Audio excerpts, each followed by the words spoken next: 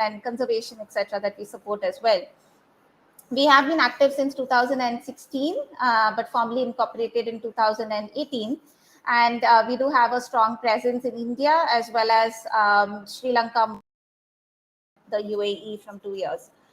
Our key support focus is supporting startup education, so entrepreneurship education programs, supporting acceleration programs, so supporting startups in early stages, right from ideation to deployment ready startups as well. We do a lot of ecosystem support as well, like the Climate Startup Week that we're all in, and we also support on the funding side. This has been started by cleantech entrepreneurs who have been solar and wind developers before as well. So what we really do is that we support startups, and we support startup ecosystem, particularly in climate tech and clean tech.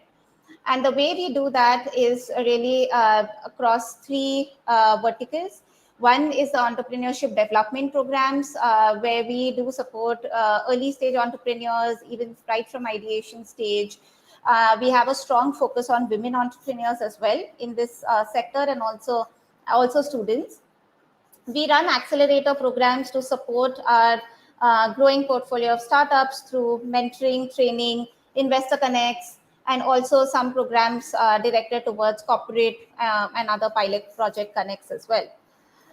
We do have capital vertical as well, where we are supporting for follow-on funding and also developing an investor platform. We do a lot of community development to support a growing community of climate entrepreneurs, and our community is just increasing every year with more than 6,000 people in our community.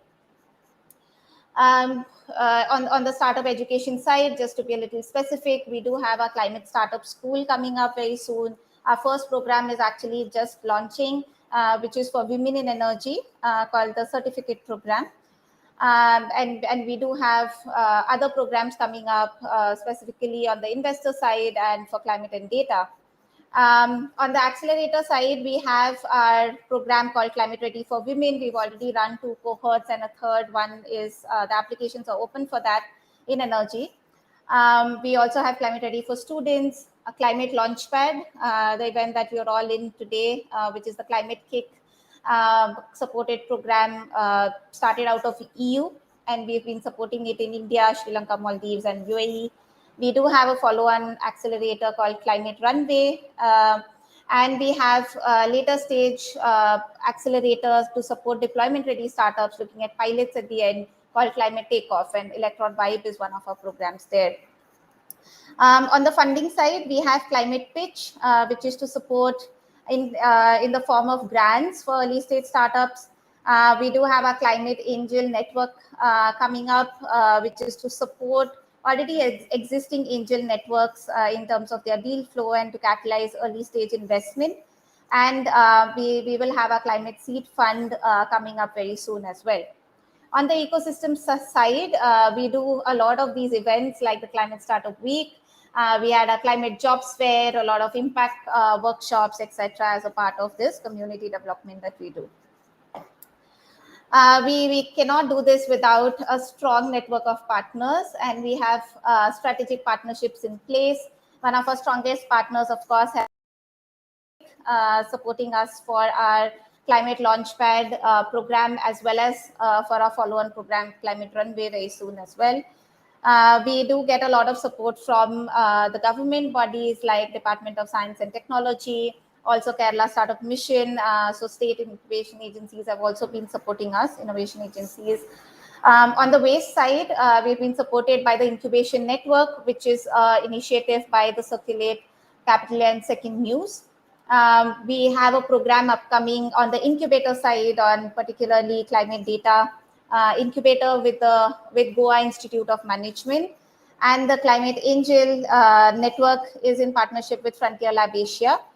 New Energies Nexus is also one of our very strong partnerships, and we do a lot of energy programs with New Energy Nexus, and we are also New Energy Nexus India.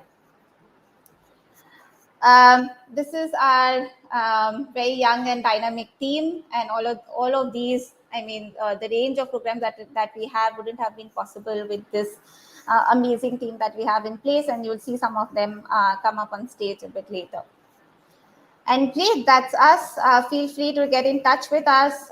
Thank you for being here, being a part of our ecosystem. Hope that we can support you in more ways soon. So great. With that, I would also like to say that we've had a very successful Climate Startup Week. A week long, the range of events that we've had, right from policy to impact workshops to investor conferences, and we've had so many pitches as a part of ClimateLaunchpad. We had the national finals, and now we are in the South Asia regional finals. And all of this wouldn't have been possible without our wonderful team. I would like to call them on stage. Deepti, Sachin, Krishan, if you can come. These have been the main people supporting this program on the background. They don't come online, but they are really the main people who are making this possible for us. So if you're here, I know they're busy in their pitching rooms, but if you're here, please come on stage.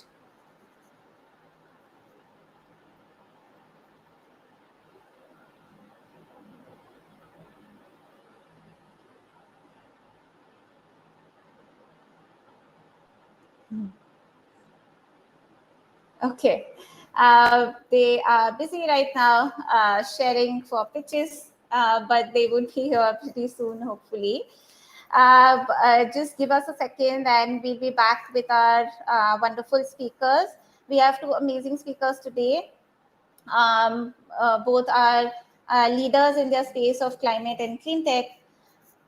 We have with us Mridula Ramesh and Vidya as well from World Wildlife Fund. Kishan, if you're here, come on stage.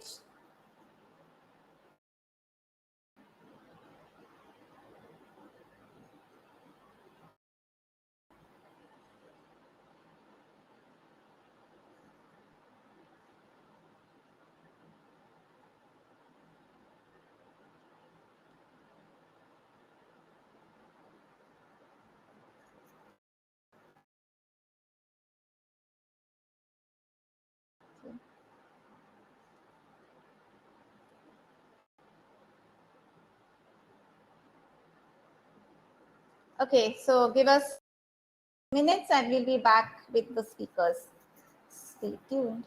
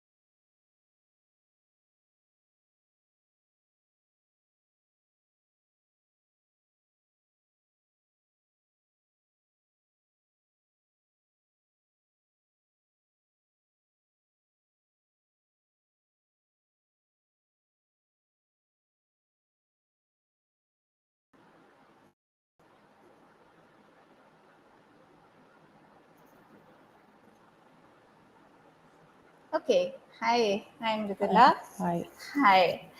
Okay, so it gives me great pleasure to welcome Mridula Ramesh. Mridula is an executive director of Sundaram Textiles, and with her deep passion and knowledge on climate change, has started the Sundaram Climate Institute.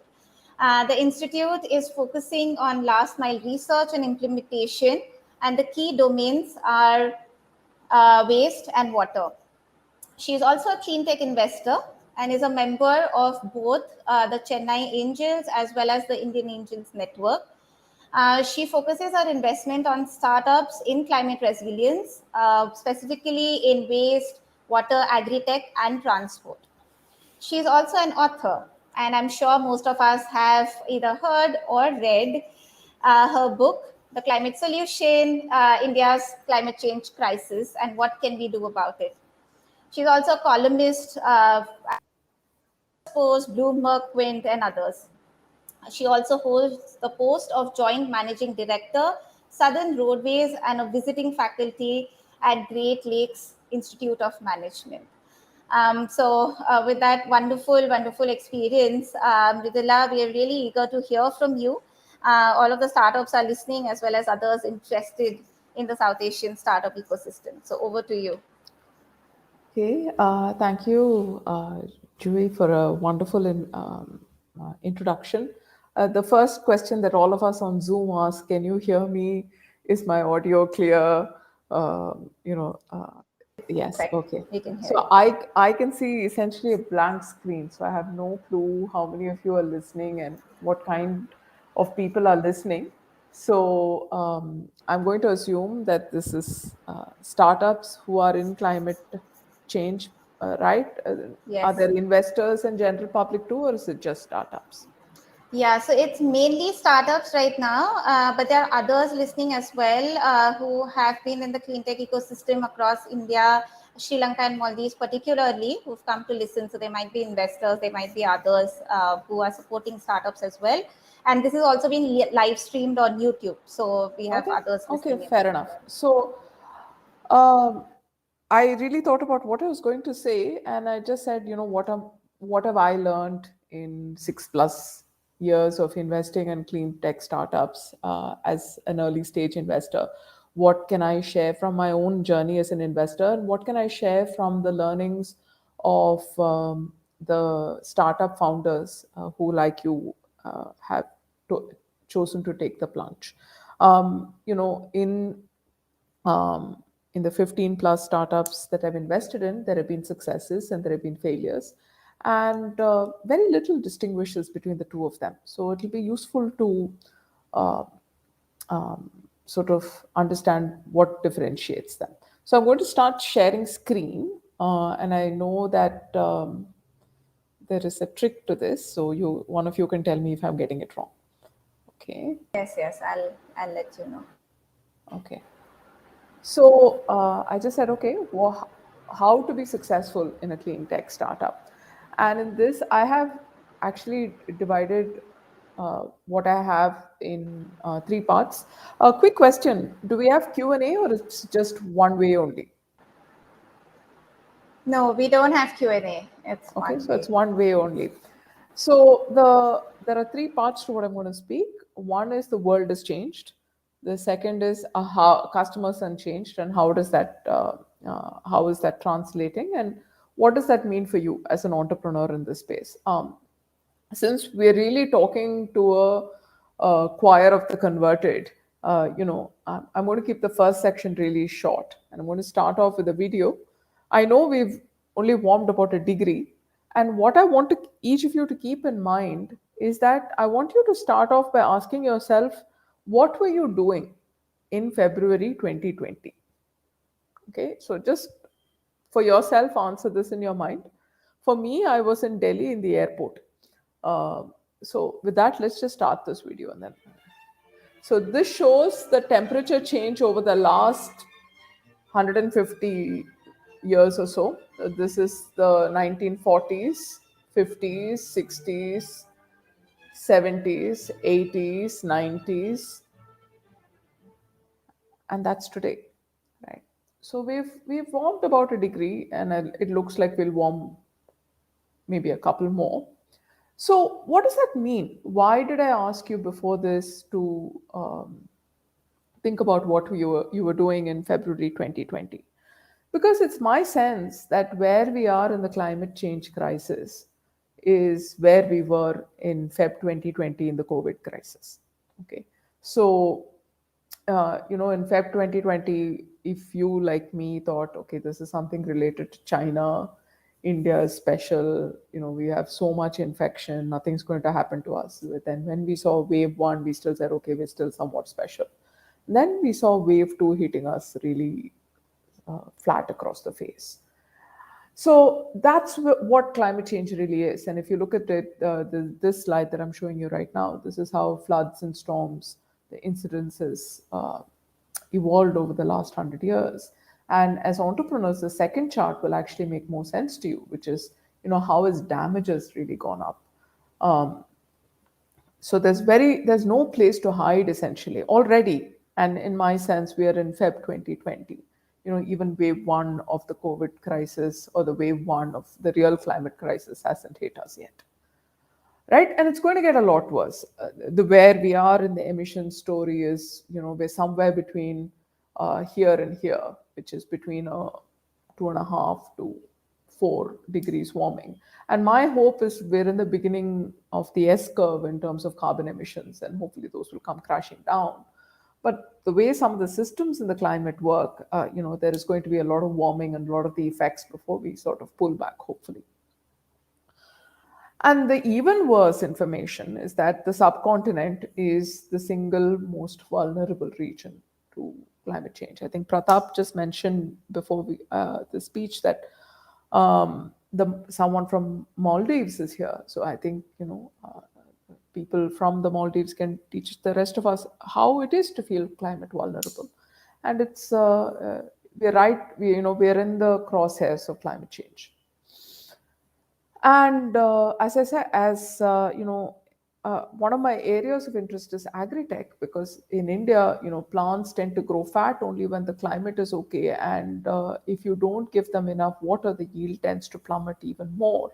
Wheat yields are already plateauing and dipping in some places, and rice yields are expected to go down if we don't adapt. So this is just a very brief introduction to make sure that we're all on the same page. But as entrepreneurs, how have customers changed? So, what I'm going to share with you is actually data that I've collected from my class. I teach a class in a leading business school called Great Lakes Institute of Management in Chennai. And, every year I have about between 200 to 400 students take that class. And I taught the class I started the survey in 2019, and then repeated it in 2021, asking the students a number of questions. It was completely anonymous. And these are all business school students, right? This is an elective which they took. And so hopefully their responses show you what customers in general think. We already know that the carbon price. India has a very high carbon price, both in terms of tax on oil, petrol and diesel, as well as coal. The cess on coal, which has really helped solar take off. Just this morning, we were talking about putting solar in our factories also, and it's really there. There are huge thriving businesses in renewable energy. One of the startups in the e-mobility, there are two startups I had in the e-mobility space. One I've exited. I didn't really want to, but oh well. And then the second one, they're already in Series A within 6 to 8 months of an angel investment. So they're doing fabulously. But when you come to adaptation, which is where my personal interest really lies, which is water, waste, uh, agri-tech, we've done really badly, right? I think there are a few water startups that I saw on the list that Pratap shared, but there's nowhere nearly as enough. And the sad part is Singapore has a thriving economy, right? They've put in a small seed amount, which by Indian terms is very small. And I've talked about it in my next book. But they have a wonderful economy that, just creates hundreds of jobs, adds billions to the Singaporean annual GDP. But they've done it. And the sad part is when I ask the students and say, would you pay more for a green product? Most of them said, yes, we would pay more, which, every entrepreneur listening to this, you should really look at how you're positioning your product, because this really matters a lot. But this is what is really interesting. Not only are they willing to pay more, the proportion that is willing to pay more has gone up over the last 2 years. So if you look at the chart in 2019, is about 15-20% said they won't pay more, right? But if you look at who will pay 5 to 10% more, it was only about 35% or so. Look at the proportion when we move to 2021. A whopping 70% are saying they will either pay 5 to 10% more, or they'll only buy sustainable products. And you see this in the startup space where this is really exploding, right?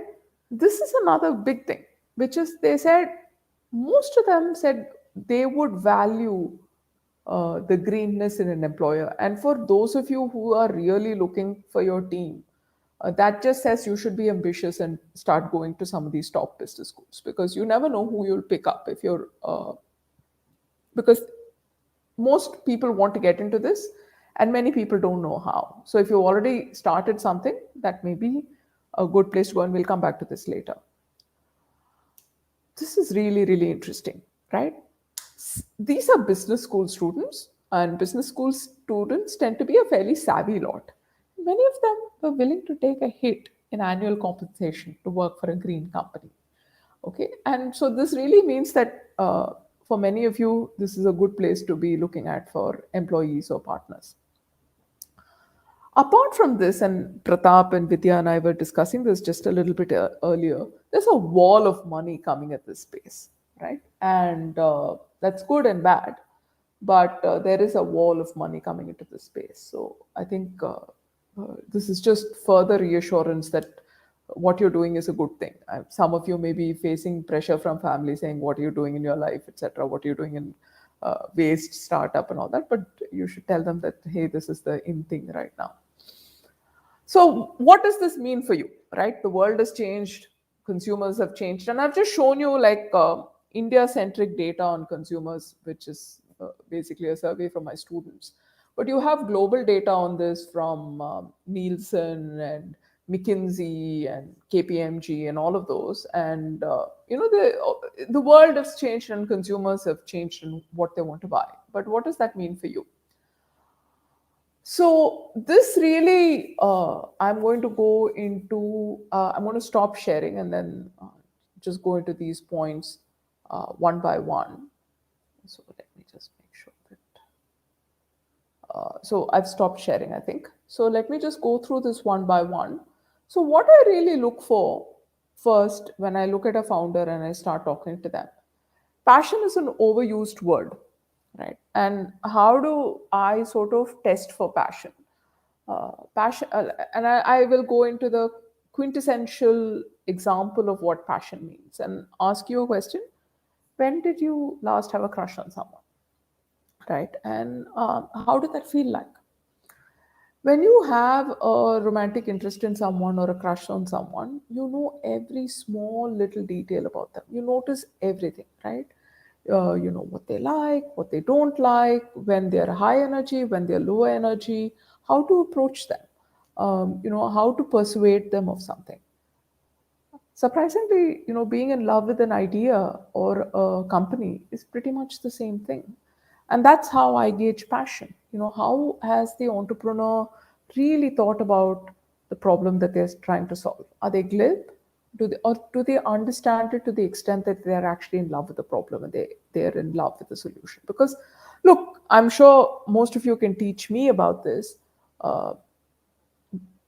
Doing a startup is really hard. It's your chief dishwasher and leader and marketer and writer and everything rolled into one. And in the early stage, you're not getting paid. So if you have other commitments, it makes it really hard. And if you're not really in love with it, you're not going to go through the ups and downs that will come along as part of your journey. So that's the first thing I look for, right? And if you're not in love with this, and I think all of us have received some version of this advice in any journey, really do something else, because this can be hard.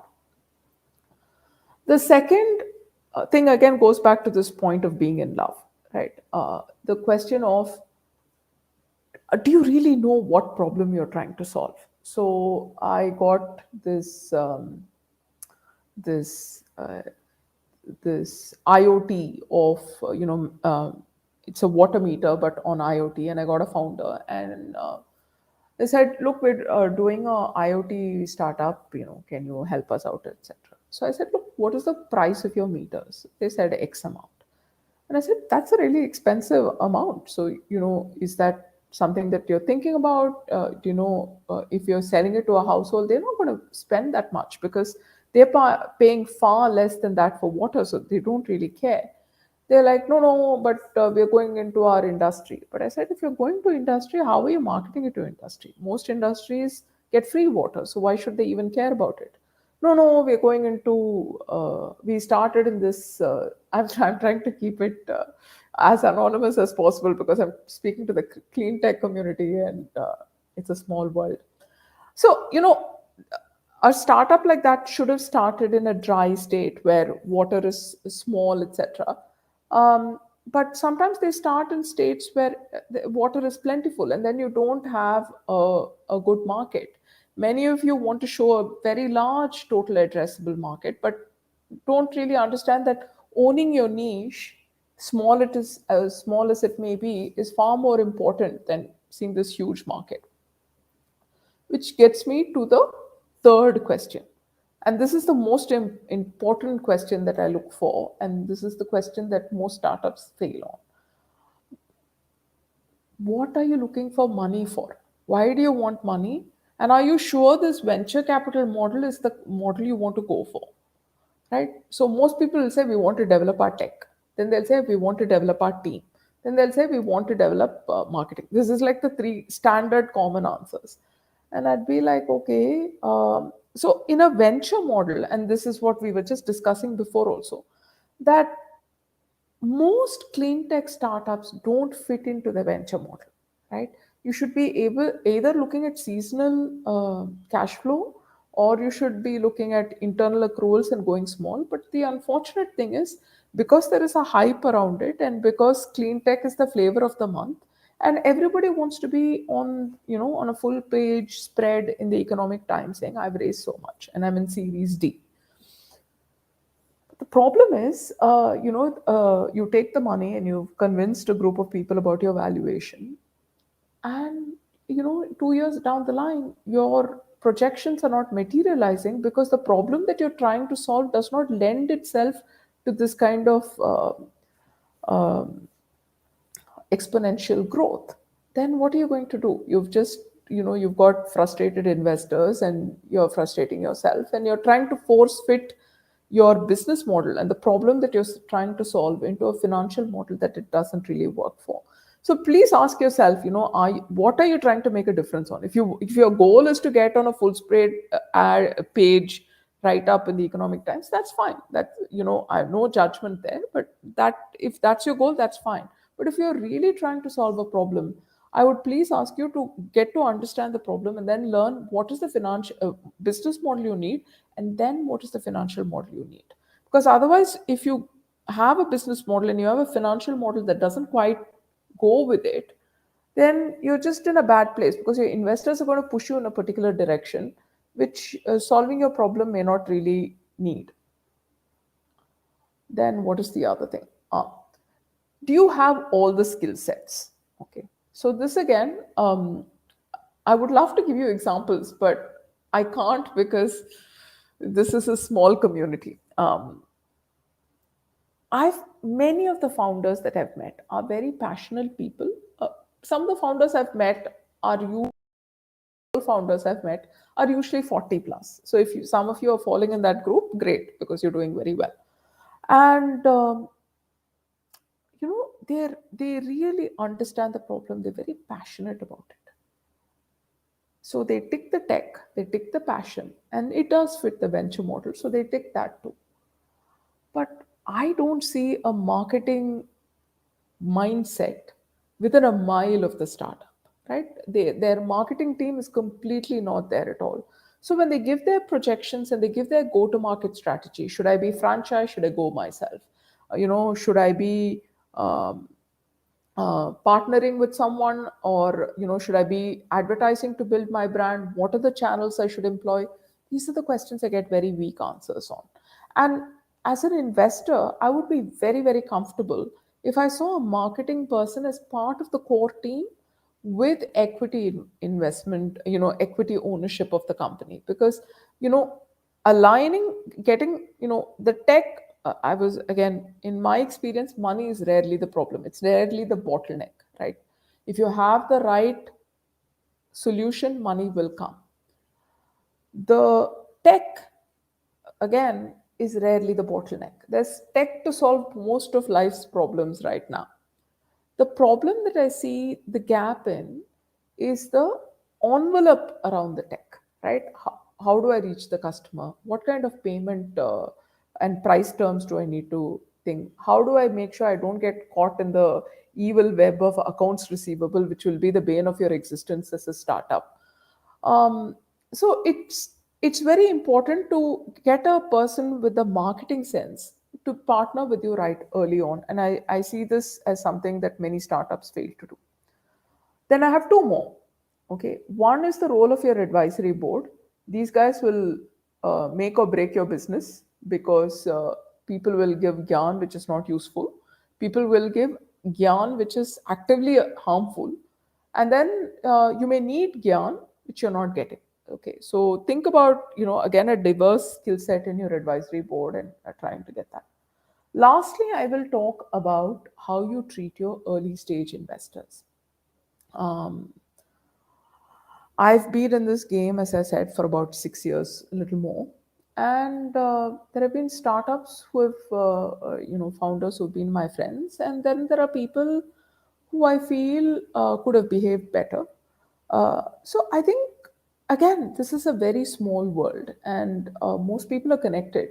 So do understand that, how you behave with people is very important. And I think the golden rule applies here. Please treat everyone as you would expect to be treated yourself.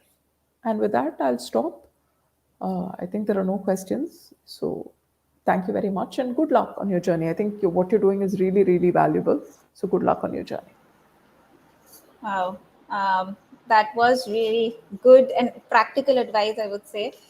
Thanks for sharing those wonderful insights by your students also. I must say that it's very useful for many of the startups here because, understanding about customer and customer behavior is really the key to a lot of business models that we see in our portfolio as well. And then just those insights about passion, having the right kind of passion and having the right kind of business model before going on for investment, having the right advisory board. All of these are really great practical advices. So thank you, Mridula, for that very insightful speaker session. Great. I would like to invite Vidya. I'm just adding her to the panel here.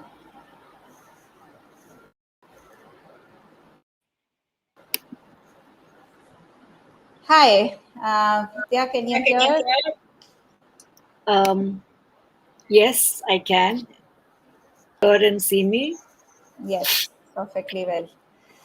Great. Thank you so much for being here. As I was telling Ridhila as well, I'm sure you've heard the session before, but this is the South Asia Climate Launchpad Finals, and we have the clean tech community here, mix of startups and other stakeholders listening to this speaker session.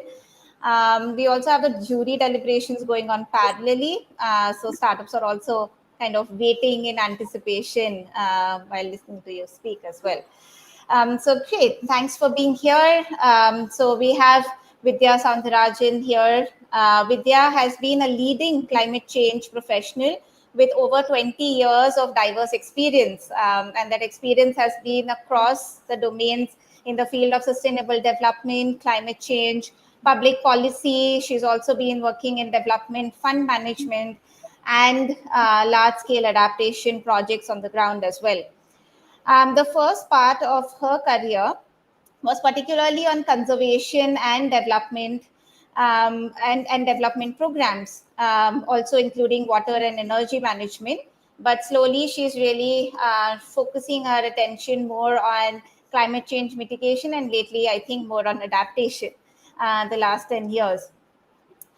Vidya currently is the director of the ecological footprint at World Wildlife Fund India, but she manages her time between various portfolios, and she's also an advisory consultant at the Oxford Policy Management, where she's leading a technical piece of work on Green Climate Fund related to climate finance advisory to the government of Maldives. And we do have some representation of Maldives here today as well, Vidya, listening to you.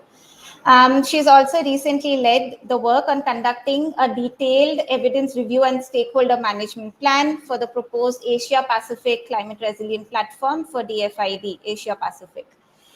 So great. With that, I think diverse, understanding across the ground on the ground implementation of projects, working with policy. I think everybody is really eager to hear you speak. But today, Vidya is really going to focus more on why we need more startups in the adaptation space. What are the opportunities, and how can you understand the funding opportunities that are present in the market today? So over to you, Vidya. Thank you very much, Joy, and thanks for having me here. And well, after such a such a detailed overview of me, I'm going to ask a really daft question and say I can't see the share button on my screen. Okay. No, it is I mean, first time users find this hard. So audio share screen where you see a screen with a red line across. You just have to click that. Okay. Yeah. Good. Because it had a, yeah. Sorry. Yeah. Go ahead. Sorry. Because it had a red line, so I thought it was not working. So much for it. Yeah. Sorry. You suggest? I suggest just making your presentation full screen and then sharing the screen so that there are no glitches there. That's reasonable. Okay. Yeah. Sure.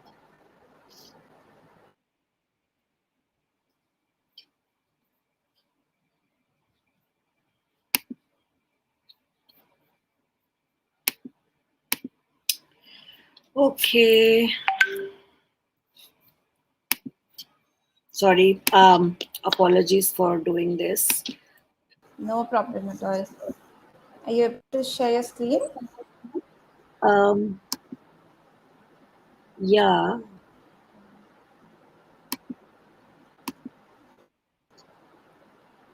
Okay, I'm going to struggle with this now. Is it possible, Joey, you can share it? I'm just getting that up. 1 second. If you can do that, please. I'll do that. Yes. Okay, so while you do it, thank you very much for having me. And after the really captivating, sort of points from Ridula, which was while she was saying that you keep getting gyan, it was like really much needed gyan. I thought very, very, very well structured and right balance. So anyway, thankfully, I have stuck to my lane, and as you heard, I have basically been working on the on the ground climate change adaptation, on the ground climate change mitigation, very much wedded to climate change as an issue for over 2 decades now.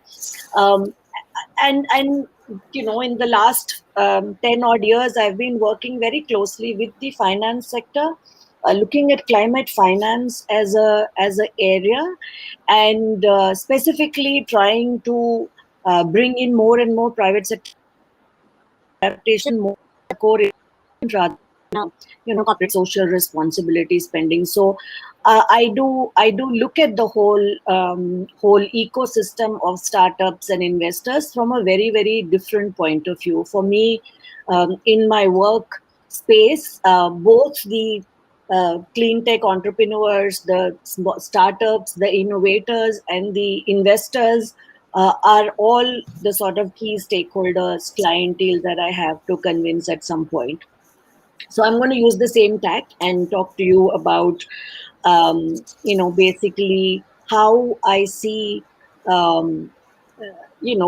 need, an urgency, and a very crucial role for startups. And not we clean tech is a huge umbrella, so trying to see and also give some cues to how you can be a part of that very interesting that much as the next sort of a surge. So I was going to start with this interactions between climate change, people, and nature, and the reason why I wanted to. I mean, I'm sure all of you are very much aware of all of that, but connecting the dots is something that I feel is very much needed. And the more we understand what it means for us, the more we look at it from a very different perspective, we realize that there are a lot of ideas and solutions that come up. And you don't have to be a climate scientist, you don't have to be an environmentalist, or you don't have to be having any knowledge or expertise of the sector at all.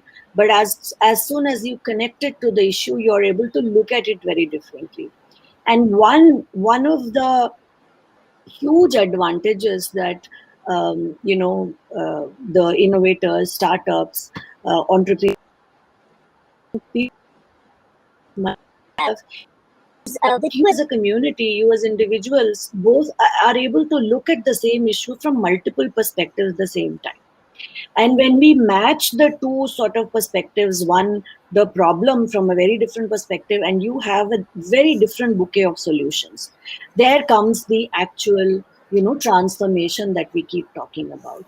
And while this is the slide, I would like to quickly, just talk about a story of connecting the dots. So there is this one constituency of an MLA where the core issue was of crime, a lot of petty crime, and also unemployment in the youth particularly.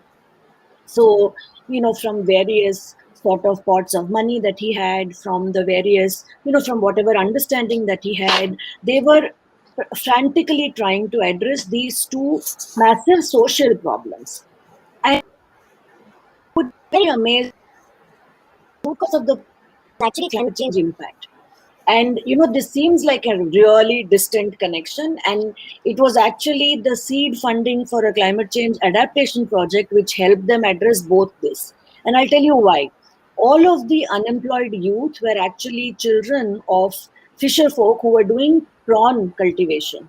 And because of the sea level rise and the sea storm surges and the reduction in salinity, these three factors which are very, very important for the prawn fry and fingerlings, the balance is very delicate.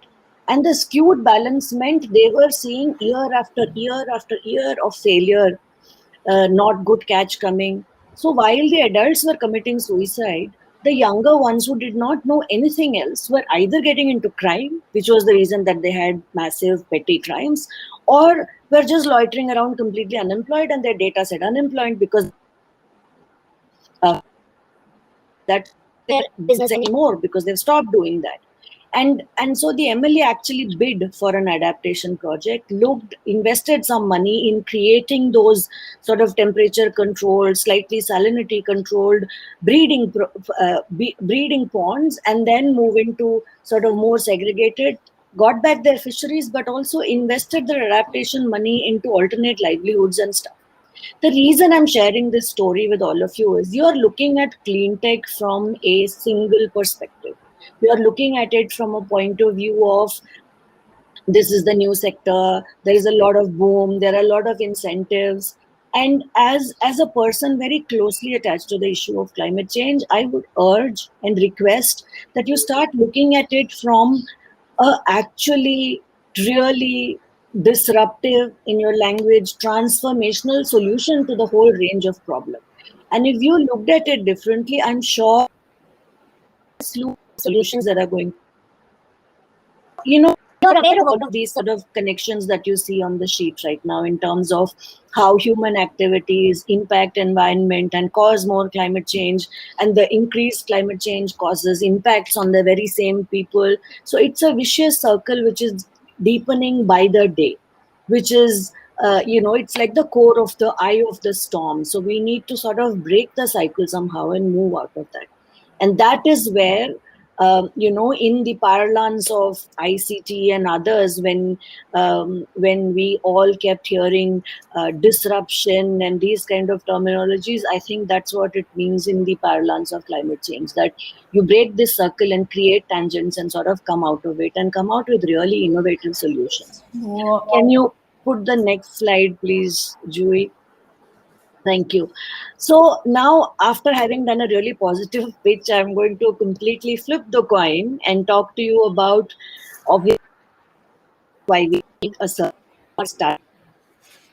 area of adaptation. So mitigation is what cleantech primarily at the moment resolves. So we have energy efficiency products, we have renewable energy items, we have plastic recycling. A lot of these solutions which basically reduce the carbon intensity. But how do you bring in innovation to actually deal with the climate impacts that has already happened? I mean, Mridula shared how the the sort of global temperature has increased over the decade, how that's causing a huge impact on agriculture productivity and yield, how the frontier communities are dying, how a lot of issues are happening, where frequent disasters, 1 in 100 year floods happening every 10 years. So while we do have a carbon target, we also have the people nature link that's completely lost on us.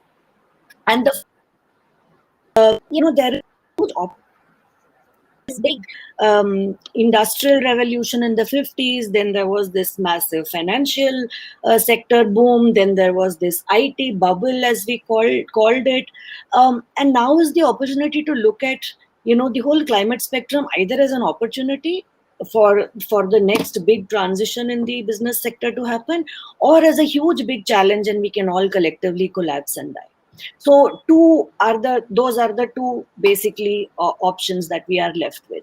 So we do need solutions from a financial angle. We do need solutions from security.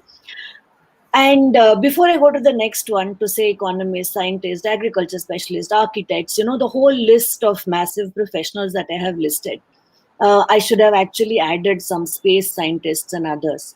So this is basically the constitution of a group that I'm part of. It's a fairly small global UNFCCC, which is the climate change convention under the adaptation secretariat. So we are a total of 77 people from across the world. So we have, and the areas that we look at are how do you bring IoT and healthcare together? How do you bring IoT and water security together? Or how do you look at human security and talk about water security? What's blockchain got to do with food security?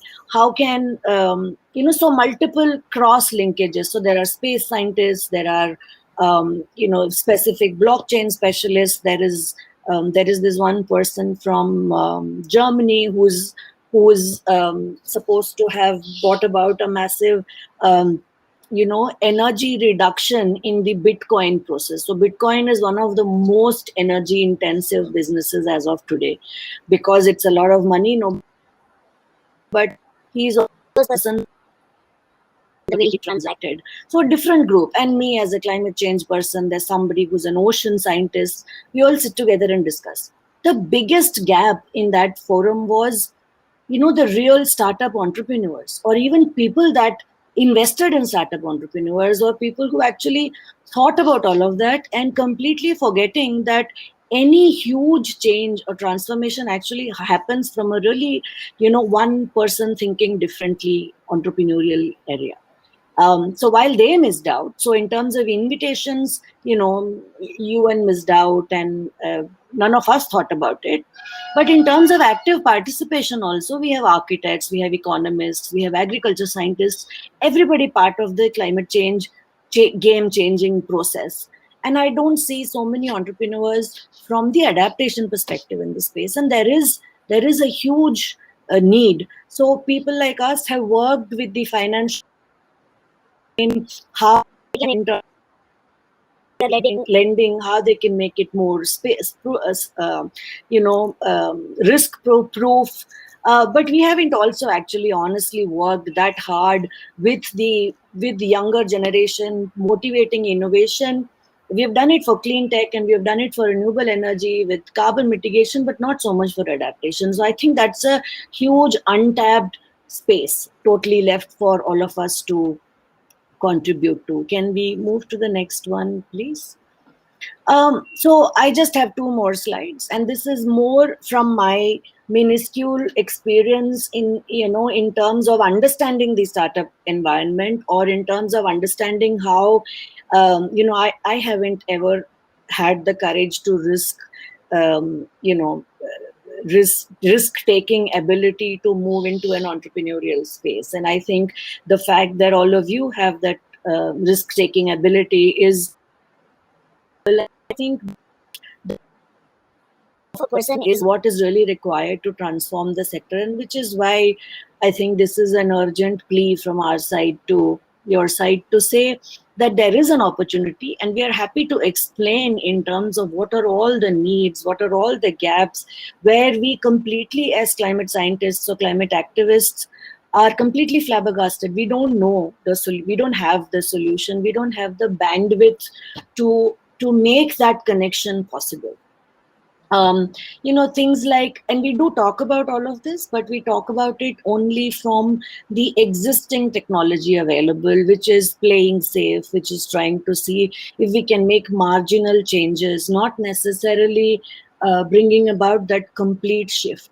So, we talk about cooling solutions, we talk about space heating using renewable energy for the Himalayan small towns and all of that, early warning systems to some extent, in into a public distribution system or a dairy distribution system from a perspective of minimizing loss. Sort of different connectivity models where you see that somebody who's planning a plantation can actually remotely, geographically see where are the available lands, what species and stuff like that, but not necessarily going to the core of the issue. Can we go to the last one, please? Thank you so much, Julie. I should have done this, but and you can move on. This has got a couple of animations, but let me have all of it together and then we can go. So basically, if you, I have tried, as I said, from my level best to see how this works.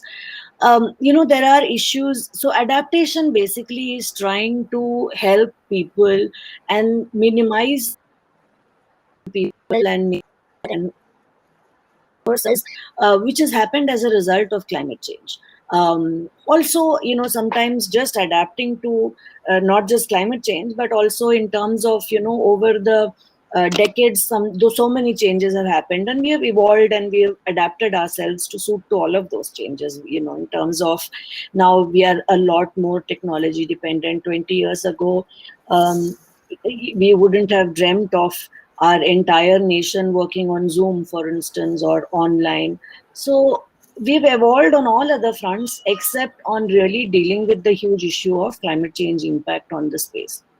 And, if these two, we were looking at these two sort of blocks or circles that I may want to talk about, this is about, on one side, the green side is more about the sort of natural resource, whether it is agriculture or whether it is, rural level access to resources, there, finance interface for that, or natural resource mapping, which can be done through tech. All of that is an opportunity, but all of that are also gaping gaps from, as I said, from our perspective, which can really catapult the change in adaptation. Likewise, on the right side, this is more looking at it from an opportunity of, what are all the things that innovation is required for? I mean, we've had a few things like drone technology being used to understand the flow of waters and thereby help manage floods and thereby help manage water supply to various irrigation canals and fields and stuff like that. But it's too few and far in between, and just a few basic sort of innovation into it. But if there can be sort of for analyze what's happening, or even connectivity platforms, or actual specific innovation at the level of water use, there are just the opportunities are multiple. But as I said, somebody with a fresh mind and innovative startup will actually be able to look at it very nicely. Likewise, in the connectivity and all of that. Can you press a few more times? There are some more. Yeah. So, this is our adaptation ask. So we are saying that ecosystem and people need to, who are facing floods and cyclones, and not just rural people, but also urban people, like Chennai floods, Mumbai floods, Kerala floods, Uttarakhand floods, Jammu and Kashmir floods. So every year we see extremely huge destructive floods happening. So whether it is a risk insurance issue, or whether it is mapping the entire water resource in a city, or infrastructure, or are using right now, and the basis in which all of this is done is fairly archaic. Just to think about it, on one hand, it might appear to be extreme. They're actually talking about a modern city and a smart city, but being developed using extremely archaic tools and methodologies. So there is an operational innovation that's possible. The reason that I also put this up is, I knew, in some sense, that Mridula is going to bring in the investor perspective. I wanted to talk about, the public and multilateral and bilateral unrestricted money that's available. And as she said, that money is never the problem.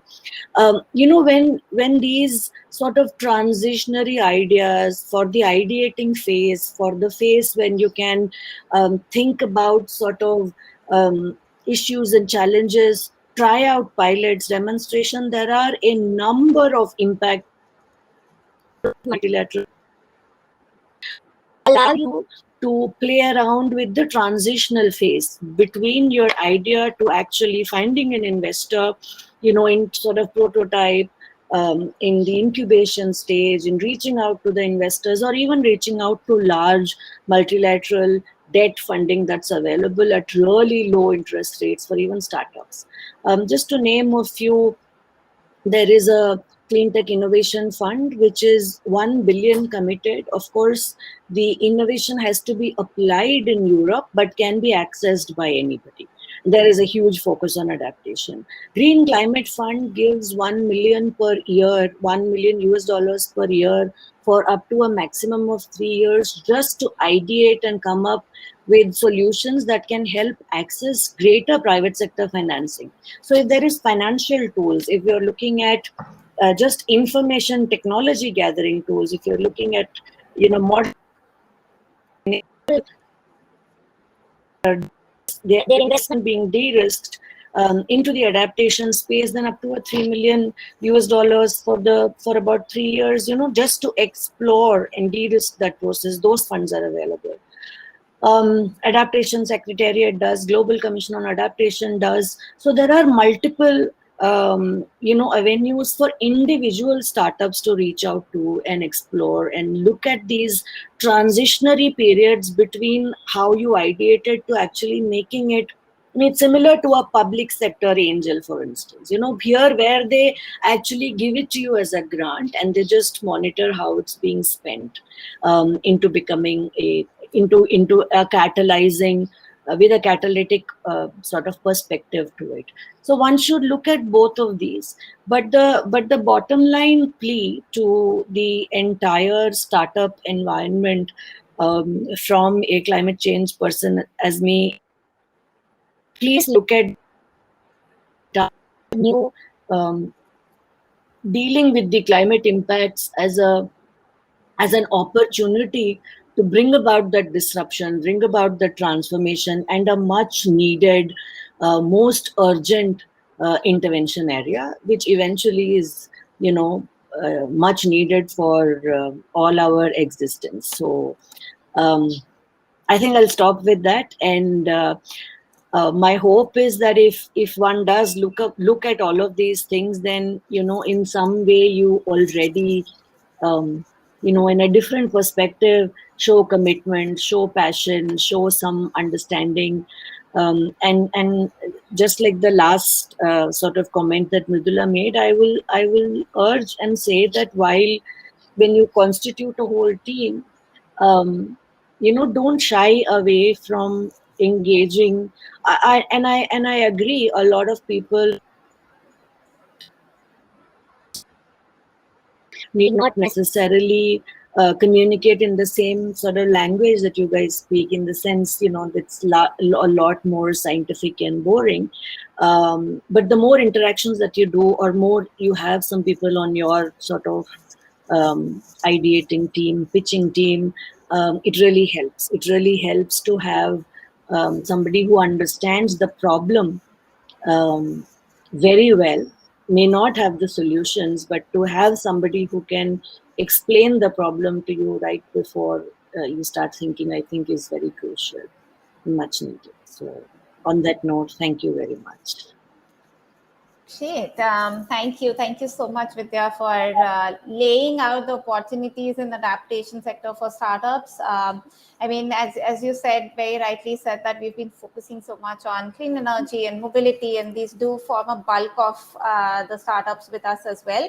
But we do see an increasing number of adaptation and resilience startups coming up slowly. I mean, at least this year, we have been focusing seeing the opportunities out there. We have been focusing on supporting more adaptation startups, and we also have a follow-on program funded by CDC coming up to handhold these startups further.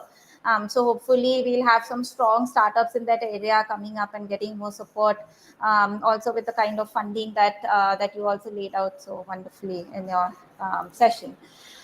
So thank you, Vidya, for being here, for giving your time to the ecosystem. Thanks a lot. Thank you, and all the best to all the startups that are have been part of the challenge today. All the best to you. Great, thank you. Bye. Thank you. Bye. Thank you. Great.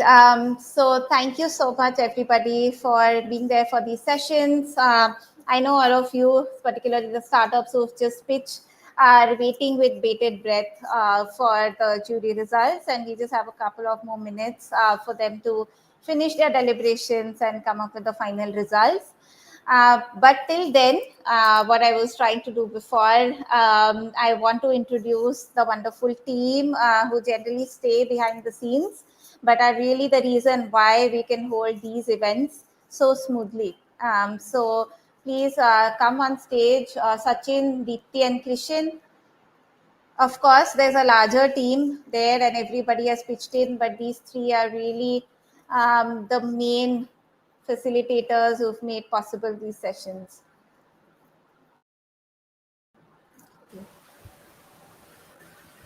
So that's Sachin. He, for all those, we did a good job on IT and platform and making sure that everything runs smoothly. Sachin is the key person making that happen. So thank you, Sachin, for it. Would you like to say something? No, I would like to say all the best to everyone. Great. And Sachin has also been the main person coordinating along with Krishan for Climate Launchpad. So all of the sessions which went smoothly, all of the coaching, mentoring, open office hours, all of the complexity, everything has been handled by Sachin and Krishan in the Climate Launchpad program. Krishan, want to say something? I mean, yes, it's a great thing. Like we do this program, and it's the largest program we do across the board. And having to meet all these startups, they're a great idea. And every year we see a new startup having a different idea, and they go beyond our thinking. There's always a new innovation in different field. So always to have good to have this conversation with them. Always to good know to connect with them, and meet new people like every time, and they are always interesting. So that is the best thing we get from these platforms and these challenges. And good luck to everyone for the final results. Thanks, Jim. Absolutely. The best part, every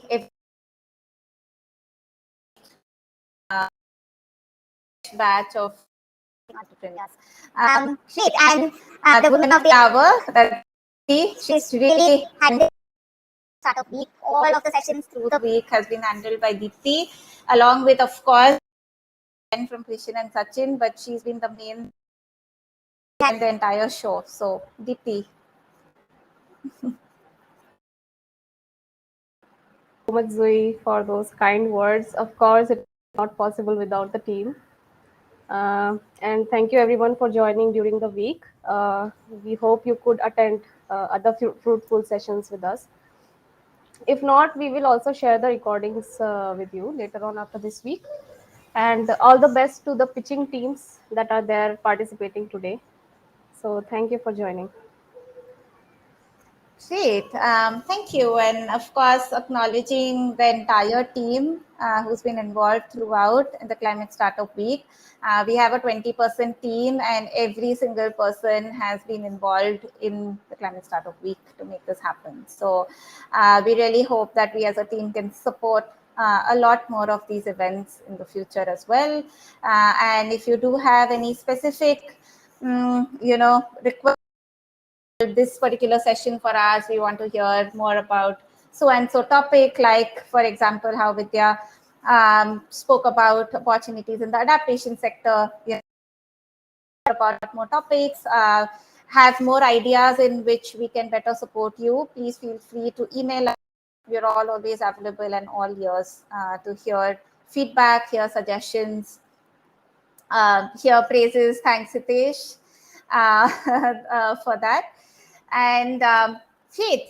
So I'm just going to take a break here for some time. We just need a little more time for jury deliberations. It's, that all of the startups are so good at this point that it does require some more time to come up with, specific winners, etc. Because, at the end, it's just the name. Winning and losing doesn't matter in this. We're all winners here. Even if it sounds cliche, it's true. So with that, we're going to take a break and we'll be back with the winner announcements very, very soon. So see you all soon. Great.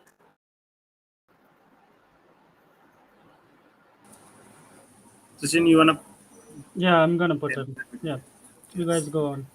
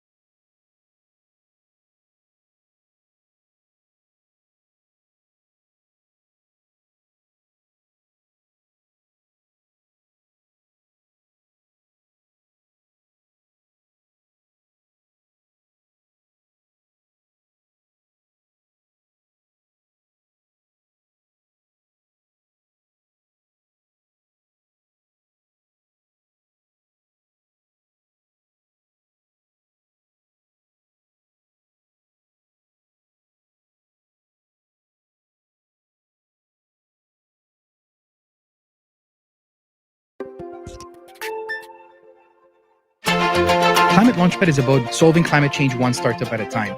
This is a really unique thing we have here. It's time for innovation to step in to start a really whole-scale systems change in our cities, in the way we're using land, in the way we produce materials, in the way we think about ourselves and the planet. Entrepreneurs love to go fast, and fighting climate change is all about speed. They make perfect partners for cities, for corporates, for public authorities, for investors. It's about 40% of the teams that apply are female founders. This is a great opportunity if you love to help people, world. Last year we had 35 countries, this year 44. This generation seems to combine this wish for impact. I want to do something useful while I'm on the planet. I want to have impact. We've learned now how it is to pitch in a really international environment with a lot of competitors. This is a great opportunity for us to show our product and represent our country. We are really excited to see all these people from around the world. We are very happy that we can represent Malaysia. Those 2-day bootcamp back in August was very, very helpful to know our customer even better. We're thinking global and we're acting local. And that's what you guys are doing here as Climate Launchpad and Ideas. Don't just think about your own region, your own town, your own country. You have these amazing local solutions that might not work for every single part of the world, but they will make a big impact in their country. We now have supported about 3,000 teams. Of those, some of them will become really big companies. We really start to look at which ideas might work together to have the greatest potential for change. A lot of countries, so many smart ideas. It's amazing. In third place, Prover.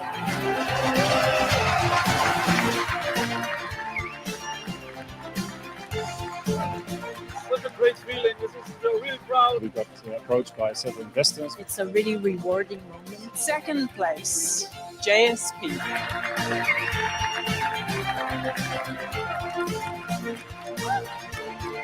The National Day trained us really well with all this. It's a pleasure being here, and this atmosphere, this environment. It's like a confirmation for us.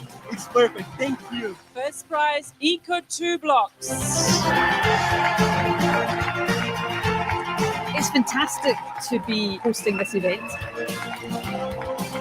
Innovation is vital to tackling climate change. I've seen so many great ideas. It's been an incredible experience. I was fascinated by how much dedication, how much innovation you see here. Let's conquer the world. Let's save the world. Or even if you didn't win, the real win is if you find paying customers. That's what this in the end is about. That's how you build a business.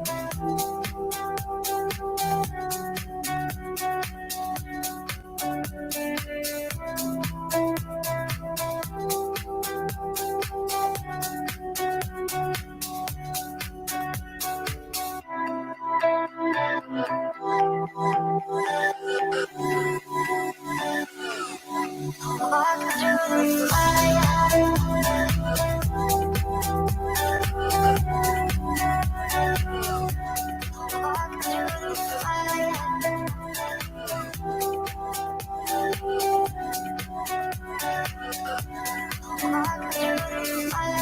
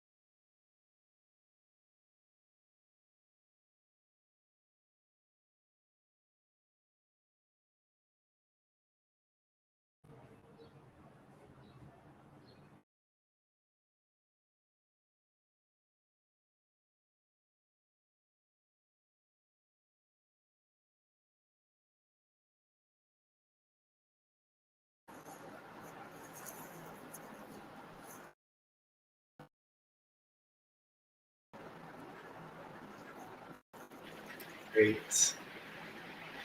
Hi, Sanjana. We Hi. Nakul as well. just need Nalin. But we could. Are we broadcasting?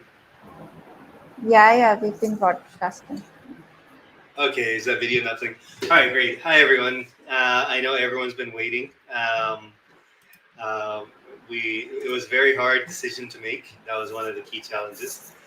But first, we'd like to definitely thank the. Just going to share my screen once. The first of all, we just want to definitely thank the jury who had to make this decision. 1 second. Let me share my screen.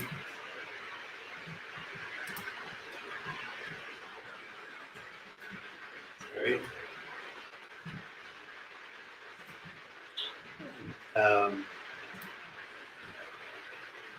Let's see.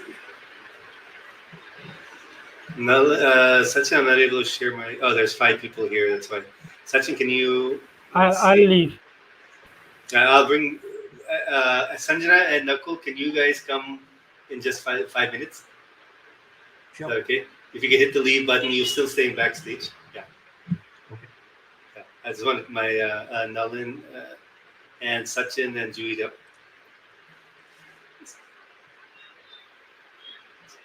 Great. Sanjana, if you could just hit the leave button. Yeah, thank you. Nalin and Sachin. Great. Where is Nalin? Nalin, it's all good, right? Yeah, all good. Yeah. All right, great. Thank you all for waiting. This has been a great year, despite the challenges all of us face because of COVID. I know all of you know all of us who's on stage. Julie, who's been working on throughout many aspects of ClimateLaunchpad, and Nalin, who's been a senior person throughout in design to training, etc. Sachin, who you know best more than anyone else, but he's been with this ClimateLaunchpad program for a long time. But there's a host of others: Deepti, Christian, everyone, the rest of our team. Julie, can you help me out? I mean, everyone. The funny thing about Launchpad is everyone does help because it's such a large program. Yeah. We already introduced everyone. Deepti, Christian, Sachin spoke, and we introduced the whole team. We thanked everyone. All of that. Okay. Yes. So I just want to thank everyone here.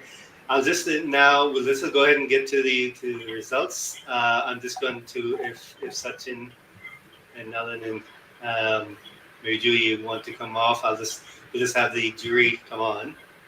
Yeah. Yeah, and then we'll bring you back on after. Great, Sanjana and Nakul, if you're there, if you can just come back in. Great. Nakul will come in a bit. Let me share my screen in the meantime. So unfortunately, this is a competition in the sense that someone has to win. This is not hard. There were 80 people pitching in last Friday for limited spots, and everyone here has been outstanding. But there were a lot of other outstanding startups, of course, on Friday as well. We hope everyone succeeds. This is hopefully something that will not just help those who win in this competition, but join our community as well as the other communities that are growing throughout India, supporting cleantech startups everywhere. I want to share my this deck 1 second. Why am I not seeing this?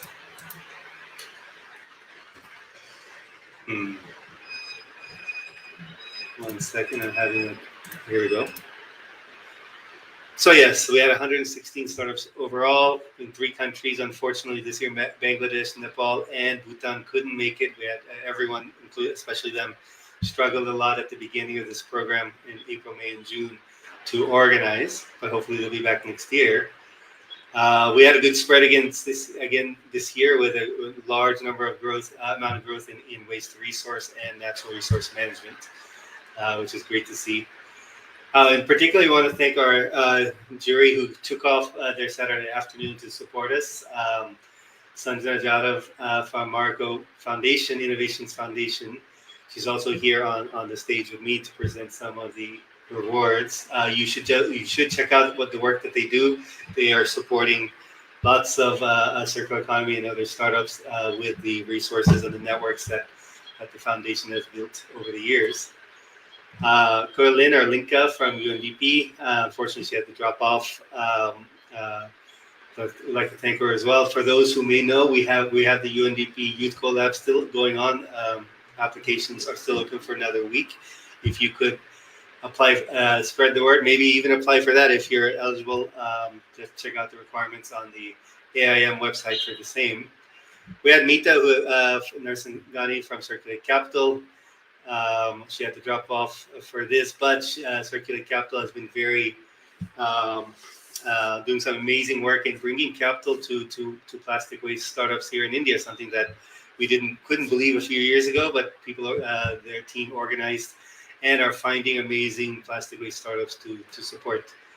Chiara Trabacchi from CDC Group, from the UK, is a big development finance organization, very active here in both South Asia and Africa. So you may also see that the CDC Group is supporting this year the Adaptation and Resilience Program.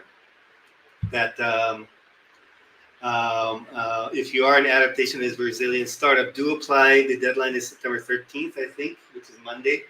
And there is a ANR day on the 2nd for another follow-on accelerator in that space, both for South Asia and several countries in Africa. And Chalinda from Lanka Angel Network, who's doing great work building up the angel investment community there in Sri Lanka. He does work beyond borders, Sri Lanka, in the region as well in the space. So great, thank you again. Let me just quickly see, double check. Is knuckle on my knuckle up here? Great. So we have two of the jury who have agreed to stay back and help present these awards. We have 7 themes or 6 themes, award winners. These are the ones that go to the global grand finals that happen on, I think, October 25th, right? It's by theme as well. We also have 4 winners overall in this group for South Asia. These winners get access to something that has been recently set up by us called the Climate Angel Network, where we are supporting cleantech startups getting access to more local and cross-border angel investment into their startups pre-Series A and seed. So this is the award for the top 4 is getting access to a pitch readiness program with an option, contingent option to pitch in front of investors when the timing is right as well. So having said that, maybe then I could ask Sanjana to come up. I hope I got my deck right. That's my only worry. Let me just quickly check. I don't want to announce a winner prematurely. Sorry, Pratap, you're not sharing the deck. Yeah, I just want to check because I believe I just want to know what the next award is before I share the deck. Yeah, I'll just. And what we could ask is for if you're announced as a winner, there'll be a backstage link. If you could just click on that link and it will bring you up to the stage to also kind of thank you and congratulate you in person, in Zoom person as well. Great. Okay, this is not in the order of our rooms, so maybe I'll just start with the first 3 with you, Sanjana. The first theme that we're presenting. Let me start. The first theme that we're presenting for. Sachin, maybe Nala, maybe put the link for the stage. Great. Is the links there for the backstage? Great. So I've sent you the link for the PPT, and then. Yeah, we'll do it off of PPT since I know what they are. The first award is for the theme of adaptation and resilience. In fact. Yes. Sanjana, maybe I'll give you the. Yeah. Let's see.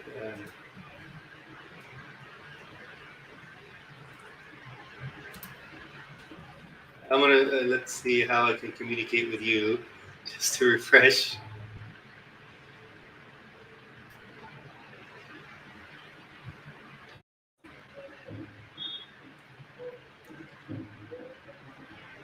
All right, great. Thank you.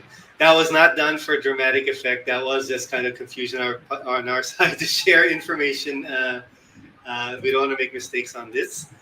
For adaptation and resilience, Knuckle. All right, great. Thank you. That was not done for dramatic effect. That was just kind of. Okay. So for adaptation and resilience, the winner is board charger.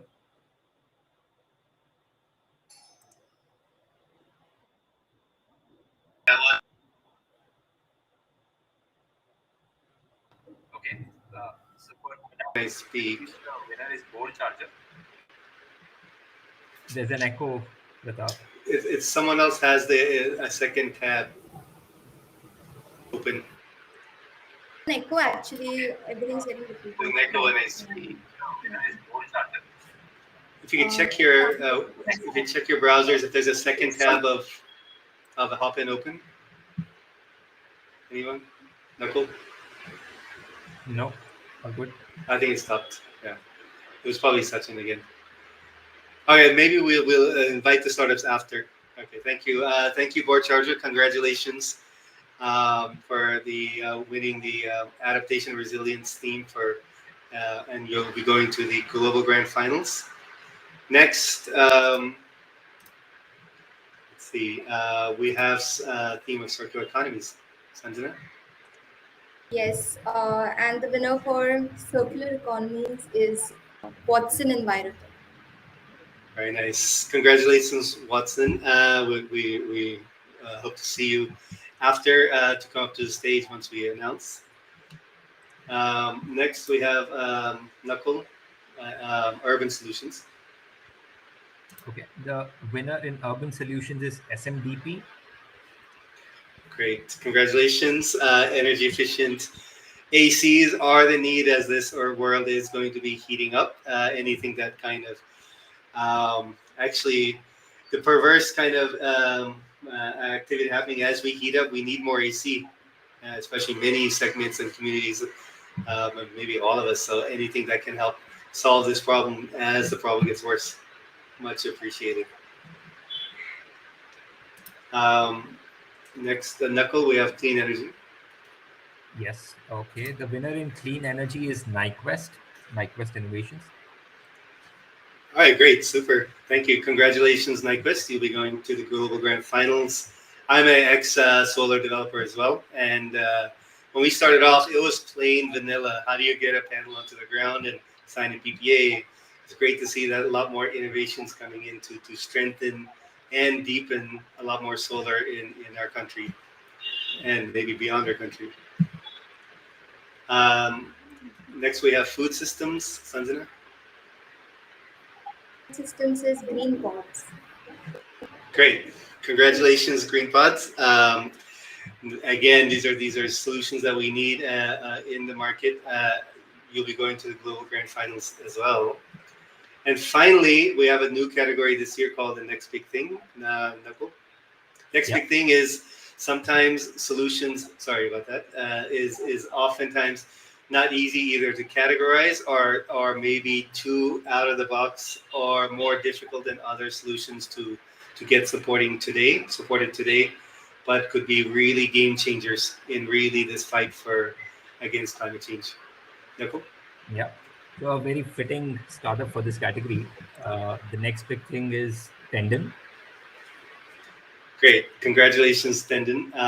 Yusuf, I know, I remember you from, I think you were in most of the open office hours, and good luck with wave energy. Being in Maldives, you're at the forefront of climate change. So solutions like this could really help us move in a large parts of the world where it's maybe not easy, of course, to get coal. Well, we don't want coal, but even large solar plants. Maybe solutions in islands, coasts, etc., where wave energy can be part of the mix would be very useful and powerful for us today. So that's great, thank you. And we have these are the 6 winners that are going to go to the Global Grand Finals. Congratulations. We'll connect after and see how to whatever else we can do to support. And Indian and South Asian startups have always done well in the Global Grand Finals every year from the very first day 2018, our very first grand finals, at least from South Asia. We were the strongest contingent, so it speaks highly to how fast this ecosystem is growing. We do have one more award here in the South Asia Regional Finals. It's not for the Global Grand Finals. It's a separate award just for the region. There are 4 winners in this group who will get access to a new platform called the Climate Angels Network. That's actually launching on Monday in the first Climate Tech Investment Summit that we're hosting here. The winners will get access to the Pitch Readiness Program and a conditional access to pitching in front of investors. This is for pre-Series A and seed investors when you're ready. So the winners for here, which I'll announce. All right, the 4 winners are Earth Analytics, Cool the Globe, Green Pods, and Fuma Labs. So congratulations to all 4 winners here. It's great. It always feels weird to congratulate on Zoom. You know, it's doesn't have the same something, but nonetheless, it's amazing work. All of you, not just the winners, everyone in the room and everyone in the program across South Asia this year as well. I want to thank everyone, Climate Kick, which we started this program about 6 years ago, ClimateLaunchpad, and in India since 2017.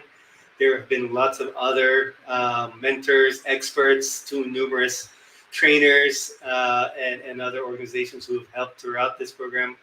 And I think as this program gets stronger and stronger, I hope that we could continue to support as many clean tech startups as possible. We also have many other programs. In fact, right across from my digital room is Sanjana from Marika Foundation. You should check out the work that they do as well.